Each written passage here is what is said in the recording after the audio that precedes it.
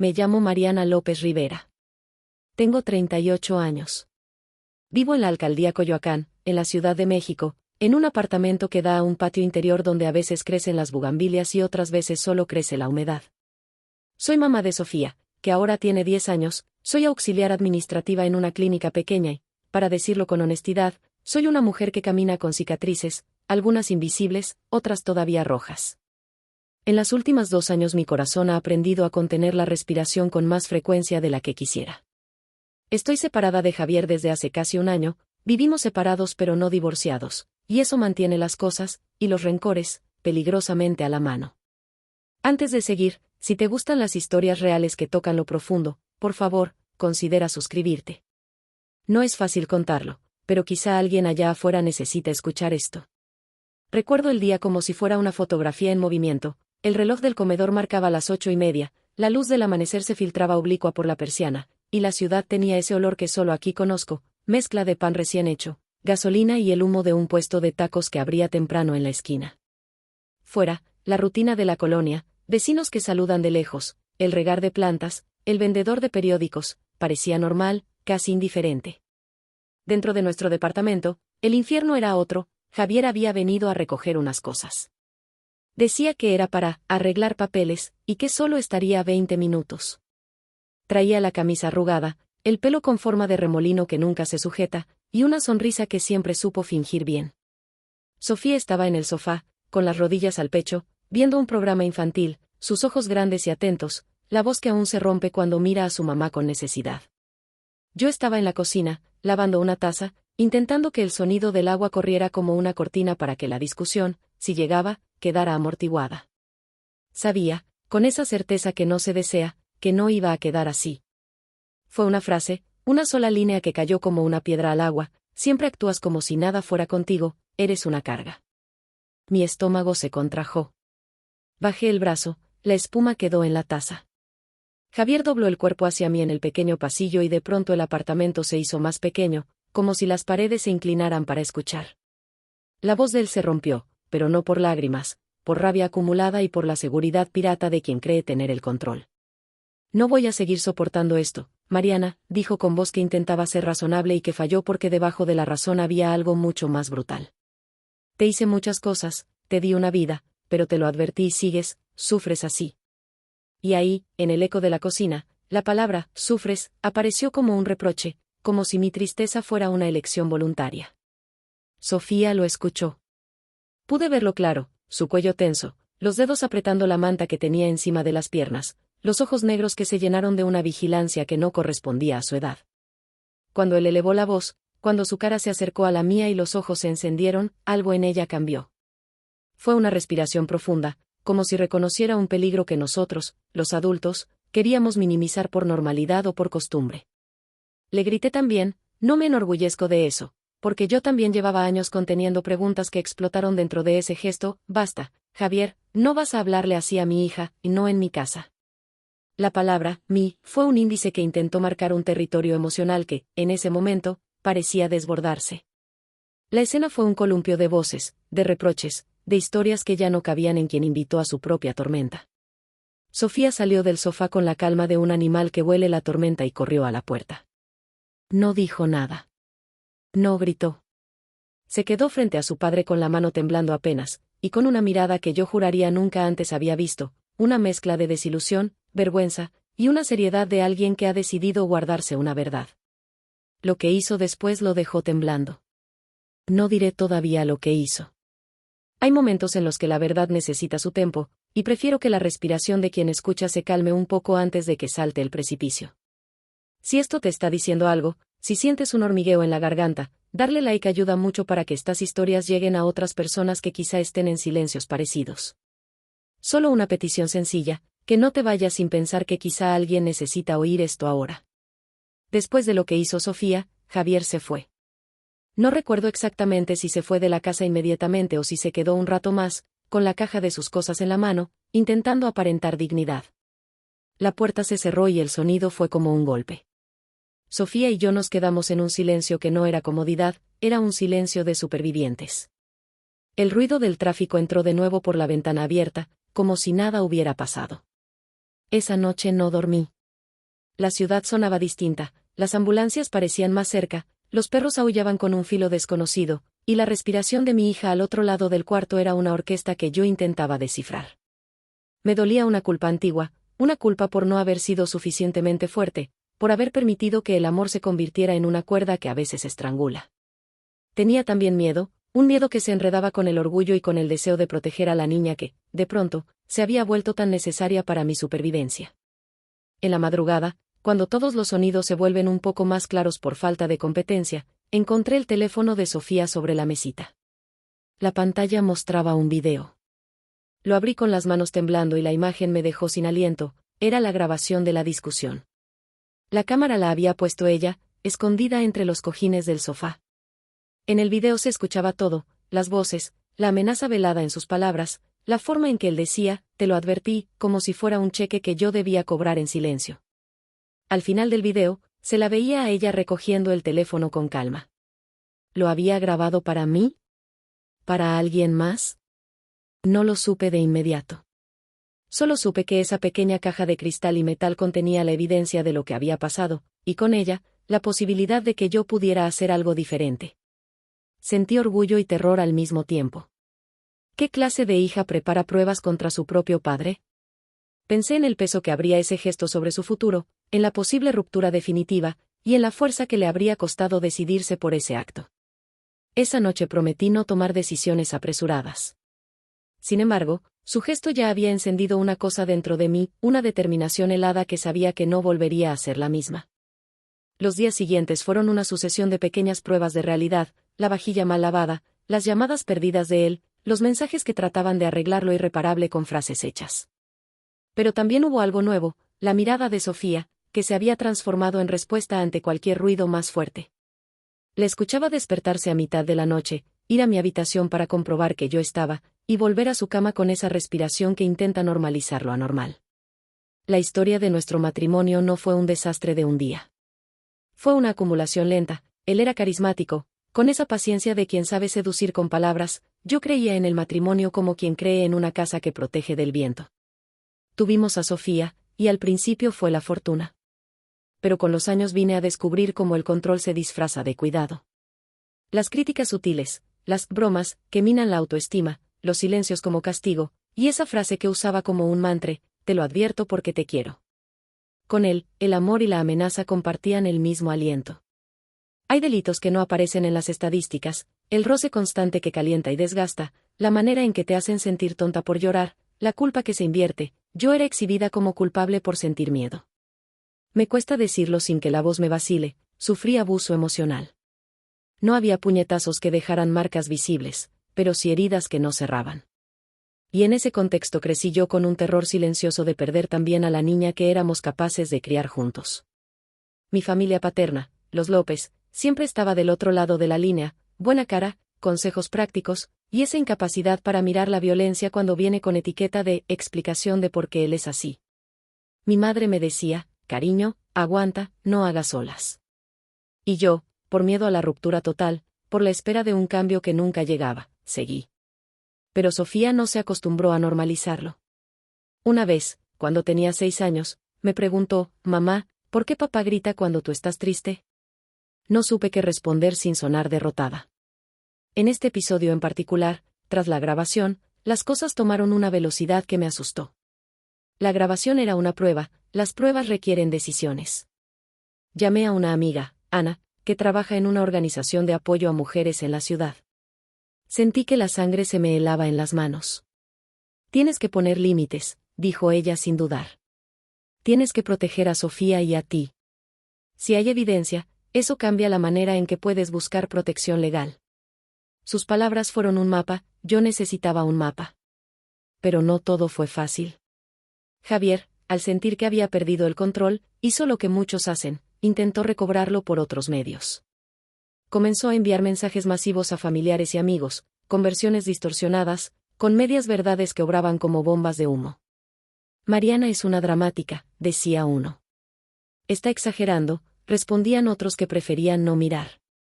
Sentí una traición doble, la de quien niega lo que pasó, y la de quienes, por comodidad, prefieren creer la versión menos dolorosa. Sofía me buscó por las noches. ¿Papá me va a dejar de visitar?, preguntó en una ocasión, con voz quebrada. ¿Cómo le explicas a una niña que las visitas se condicionan a la seguridad y al respeto? ¿Cómo le explicas que un abrazo no debería venir con gritos que la hacen temblar por dentro? Contesté con la verdad que pude: tu papá te quiere, amor, pero a veces las personas se comportan mal. Eso no te define. Yo voy a cuidarte. No era una promesa hueca, era una decisión. Si esto te está llegando y tiene sentido, si alguna palabra te toca, déjamelo saber en los comentarios. He leído muchas historias aquí y siempre me sorprende cuánto podemos sostenernos cuando compartimos. Un pequeño recordatorio también: si te sirve, suscríbete. A veces compartir es la forma más humilde de ayudar. La tensión siguió en aumento: conversaciones con abogados, con la escuela de Sofía, con la psicóloga infantil que recomendó Ana, y con amigos que optaron por quedarse cercanos sin juzgar, que es todo lo que se puede pedir. La escuela, cuando supo del episodio, activó protocolos. La maestra pidió hablar con nosotros y sugerir una entrevista en privado con la orientadora. Fue la primera vez que sentí que el mundo externo se movía en nuestro favor de manera tangible. Sin embargo, el golpe mayor vino de un lugar inesperado: una carta anónima que llegó a mi trabajo, con fechas y acusaciones sobre un asunto laboral en el que Javier estuvo envuelto años atrás. No sabía si era un intento de desviar la atención o una estrategia deliberada para desacreditarlo, y por extensión, desacreditarme a mí. La carta decía que Javier había tenido actuaciones cuestionables en su empresa y que esa información tenía que salir a la luz para proteger a otras familias. Mi corazón latió con fuerza al leerla. ¿Era verdad? ¿Era una maniobra? No lo supe de inmediato, pero algo más comenzó a formarse: la posibilidad de que lo que Sofía había grabado no fuera solo un caso aislado sino parte de un patrón que podía extenderse más allá de mi casa. Una noche, mientras Sofía dormía, me senté en la mesa de la cocina con un montón de papeles, la grabación, el mensaje anónimo, mensajes de WhatsApp. Se mezclaban los olores de café frío y la colonia de Javier, que todavía olía en algunas de sus camisas. Cerré los ojos y sentí un frío que empezó en los pies y subió hasta el pecho, esa sensación punzante de quien sabe que todo lo que se decide ahora modificará irremediablemente la vida. Elegí no callar. Elegí, por primera vez en mucho tiempo, creer que mis silencios no eran protectores sino cómplices. Para el tercer día, la isla de nuestra cotidianidad había ido acumulando refugiados. Para proteger a Sofía contratamos a la psicóloga infantil recomendada por la escuela, hablamos con el abogado que sabía manejar casos de violencia intrafamiliar, y tomamos medidas concretas. Presentamos una denuncia administrativa con la grabación como prueba. Todo esto se siente, en vivo, como si estuvieras caminando por un puente de cristal. Esperas que sea sólido, pero cada paso hace que el temblor llegue hasta las rodillas. Javier reaccionó con ira. Primero intentó manipular a familiares comunes: Mariana está exagerando, esto es una campaña. Luego pasó a lo personal: mensajes hirientes, llamadas a mi trabajo con insinuaciones. Intentó, como último recurso, hacerme sentir culpable por exponerlo. Lo natural sería que eso me hiciera dudar, pero el efecto fue contrario. Cada intento de desacreditarme reafirmaba que había algo que perder: su narrativa de hombre bueno, frente a la familia y la comunidad. Sofía me tomó de la mano un día y dijo: mamá, quiero hablar con la señorita Ana. Ana, ya sabrás, era nuestra amiga y trabajaba con mujeres en situaciones de violencia. Sentí en sus palabras una serenidad que no correspondía a su edad. Quiero contarla como me gritó, dijo sin más. La niña, que rara vez encontraba el tono para hablar de sus miedos, había encontrado una vía. Fue entonces cuando entendí que el acto de grabar no fue egoísta, fue un acto de supervivencia consciente. Lo que hizo después lo dejó temblando no fue solo un evento único, fue una cadena de actos que la niña supo componer con exactitud. Un sábado por la tarde, cuando Javier vino por sus cosas otra vez, Sofía no solo llevó grabaciones, también llevó documentos que ella había encontrado por casualidad en la mochila de su padre semanas atrás: facturas, correspondencia que mostraba transferencias y anotaciones con nombres que no correspondían a proveedores. Había, en esas hojas, algo que apuntaba a irregularidades en el trabajo de Javier. Ella no lo entendía todo, por supuesto, pero entendía suficiente: que su papá tenía secretos que podían lastimar a otros. Era una constelación de pruebas pequeñas, que juntas formaban una imagen más dañina. Lo vi acercarse confiado a la sala. Nos miró con esa mezcla de boca cerrada y mirada que quería decir: te tengo. Ella lo esperó de pie. Sin temblar, con la voz de quien ha practicado una verdad, sacó el teléfono y puso el video. La grabación resonó en la sala como una sentencia. Pero lo que realmente lo hizo temblar fue cuando ella, con calma, dijo: «Papá, yo tengo otras cosas. Hay papeles. Hay nombres. Si no dejas de gritar, voy a llevar esto con quien cuida a la gente que trabaja en la oficina de papá». En su mano, además, llevaba una copia de esos papeles que había fotocopiado en la escuela mientras hacía un trabajo de ciencias. Curiosamente, la fotocopiadora se quedó sin papel y ella aprovechó. Fue casi cinematográfico, un movimiento de niña que parecía improvisado y que, sin embargo, estaba cargado de intención. Javier cambió de color. La boca se le secó. Miró a mi hija y por un momento la apariencia de hombre seguro se quebró como vidrio. No fue un temblor físico al principio sino uno moral, interno, la certeza de que la estructura del control se le desmoronaba. La rabia volvió, pero se vio contenida porque no se trataba solo de humillar a su mujer en privado, sino de una niña que podía presentar pruebas que lo complicaran en otros escenarios. Algo en la confianza de su mundo se desintegró. Ese día se fue sin vociferar. Se fue con pasos menos resueltos que otras veces. Y al salir, por un instante, dejó caer algo, el brillo de quien había sido desenmascarado. Su temblor era el de alguien que, frente a la posibilidad de perder no solo el amor sino la reputación y el empleo, se siente desarmado. Después vino una serie de llamadas. La dirección de recursos humanos de su empresa recibió una queja anónima, probablemente alguien que lo conocía, y nosotros presentamos la grabación con la declaración en la Agencia de Justicia para la Mujer. No puedo describir sin que falte la honestidad del alivio que sentí, no porque quisiera destruirlo necesariamente, sino porque finalmente algo externo validó lo que yo había sufrido y lo que mi hija había evidenciado. Validación que no borra el dolor, pero que abre posibilidades de reparación. En medio de ese torbellino, hubo algo que me sacudió más, una llamada de mi madre. «¿Por qué no le diste a Javier otra oportunidad?», me preguntó con esa voz que mezcla instrucción y cariño.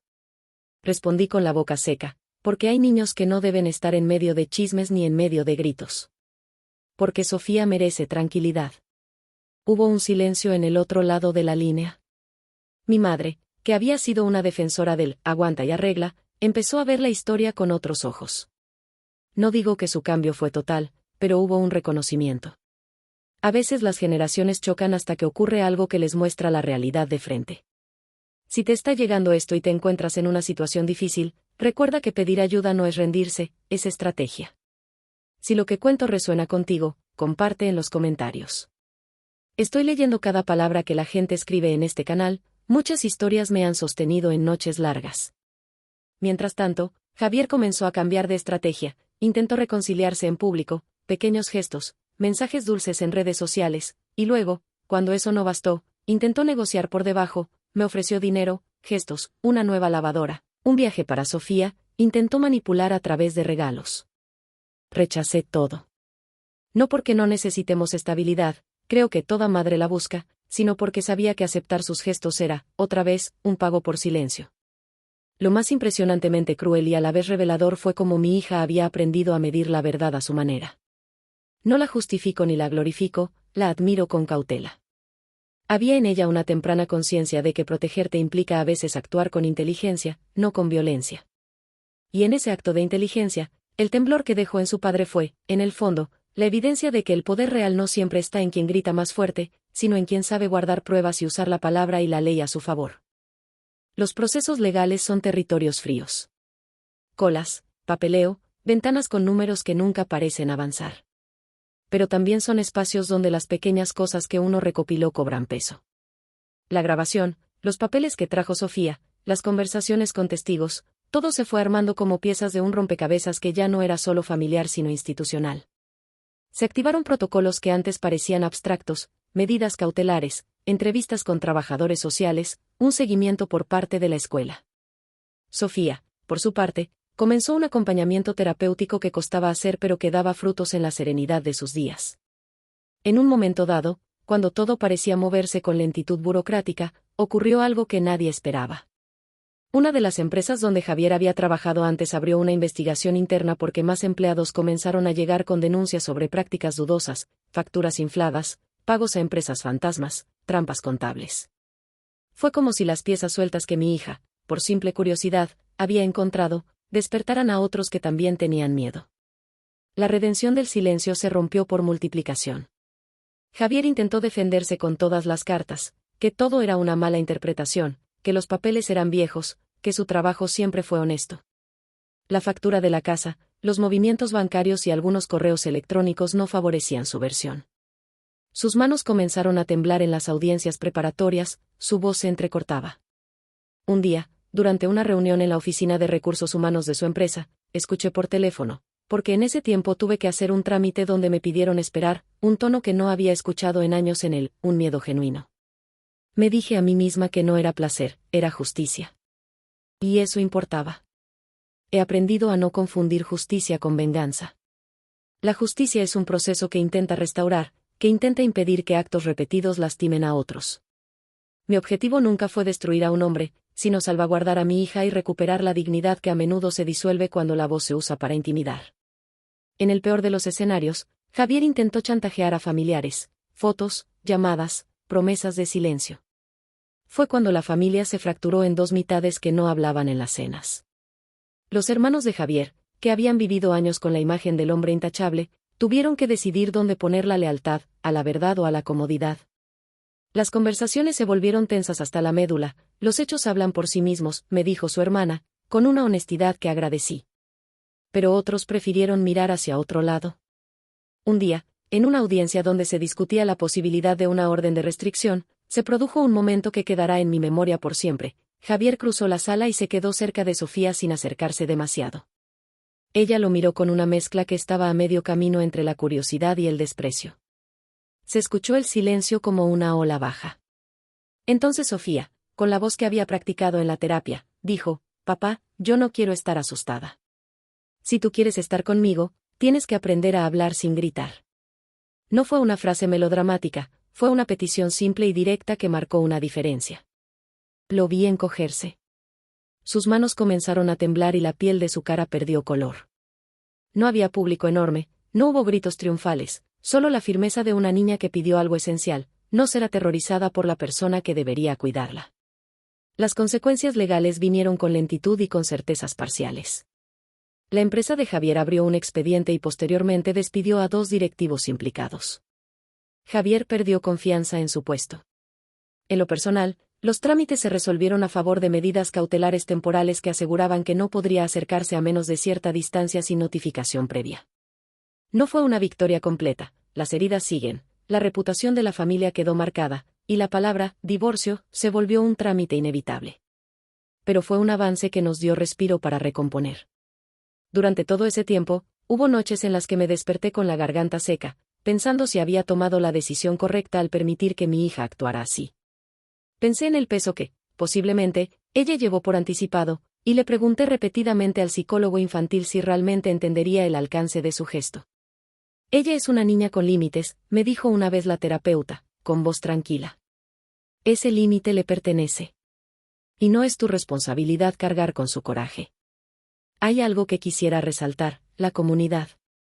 En Coyoacán, a veces la solidaridad se da de formas pequeñas: vecinos que cuidaron a Sofía cuando yo tenía que ir a trámites, la señora del puesto de flores que me traía té, la maestra que no me dejó sentir sola.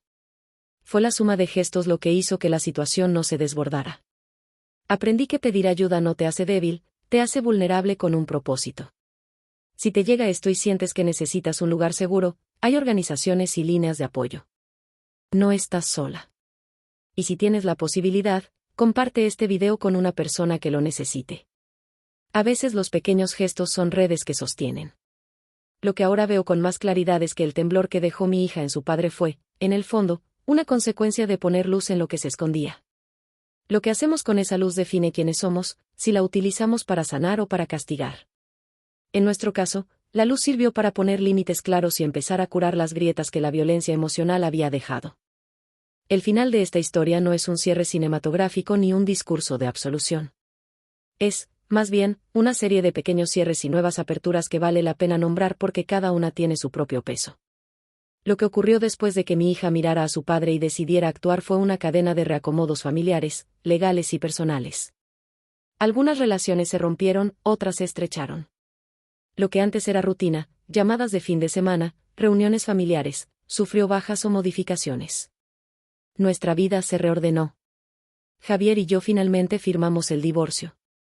No fue una escena dramática, fue papeleo, firmas, una conversación fría con un abogado.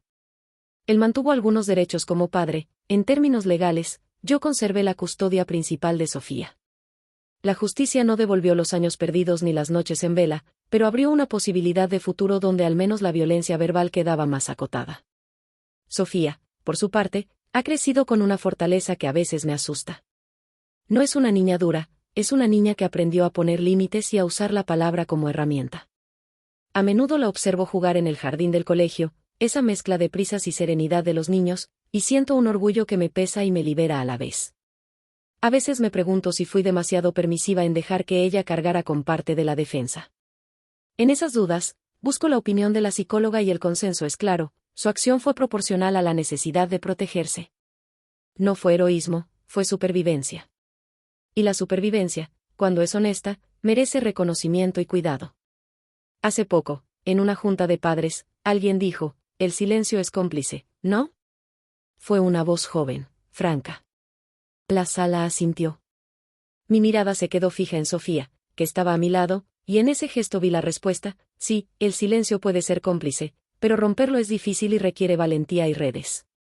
He tenido que aprender a confiar de nuevo. He aprendido que la vulnerabilidad no es sinónimo de derrota y que pedir ayuda es un acto de estrategia amorosa. He aprendido, también, que las cosas no se arreglan de la noche a la mañana. Hay días buenos y días que huelen a derrota. Pero, en la suma, hemos ido encontrando formas de cuidarnos. Me di permiso para volver a salir de noche con amigas, para tomar clases de yoga, para reír con sinceridad en una cafetería en la esquina. Esas pequeñas libertades son la evidencia de que la reparación tiene rostro cotidiano. Si te ha resonado esta historia, si te ha movido algo en las costillas, te agradecería que la compartieras con alguien que pueda necesitarla. A veces una historia bien contada te salva de sentirte sola. Y otra cosa, si te gustó como lo cuento, no olvides suscribirte. Las historias son más pesosas cuando se comparten. Agradezco cada mensaje que he recibido desde que empecé a contar esto en voz alta. Me han escrito mujeres de distintas partes de México y también de España, contando versiones parecidas, con finales que a veces no son tan esperanzadores pero que siempre traen una lección. La verdad, cuando se sostiene con pruebas y empatía, tiene una potencia que desafía al miedo. Y el miedo cambia de forma cuando otros te acompañan. La lección más candente que me queda es sencilla: proteger a los nuestros a veces implica herramientas que no son violentas pero sí firmes. Mi hija vio a su padre gritándome, y lo que hizo después lo dejó temblando, no por venganza, sino por la pérdida del poder de hacer daño impunemente. Y lo dejó temblando no para celebrar, sino para recordarnos que la dignidad no acepta gritos como moneda de cambio. Si alguna parte de esto te toca, si has pasado algo parecido, cuéntalo. No dejes que el silencio te pese. Y si estás en una situación de peligro inmediato, busca ayuda profesional y llama a las autoridades competentes o a servicios de apoyo locales. No es una carga que tengas que llevar sola. Nos quedan muchas cosas por hacer: aprender a hablar sin gritar, enseñar a los niños que la ira no debe convertirse en agresión, y recordar que el respeto en una familia no es negociable. Este camino ha sido lento y doloroso, pero también iluminador.